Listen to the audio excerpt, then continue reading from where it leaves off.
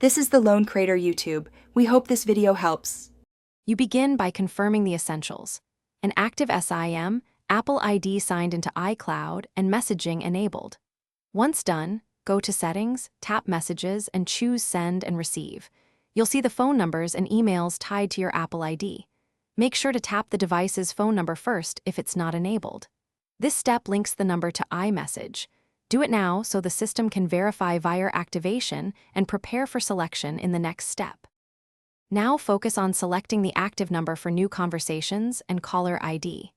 In Send and Receive, tap the checkboxes next to the phone number and any emails you want to use. To set your default, choose Start New Conversations from and pick the preferred number. If the number isn't listed, remove and reinsert the SIM, then sign out of iMessage and sign back in to prompt verification. This clears stale registrations and ensures messages originate. Finish by confirming defaults. Verify Start New Conversations from and caller ID display your chosen number. Send an iMessage to a friend to confirm it shows correctly on their device. If it works, you're done. Keep the SIM in the phone and don't sign out of iCloud unnecessarily.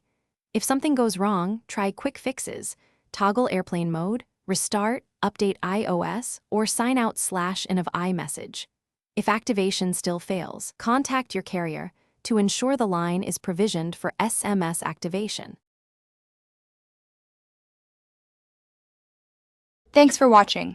Consider subscribing if we helped you.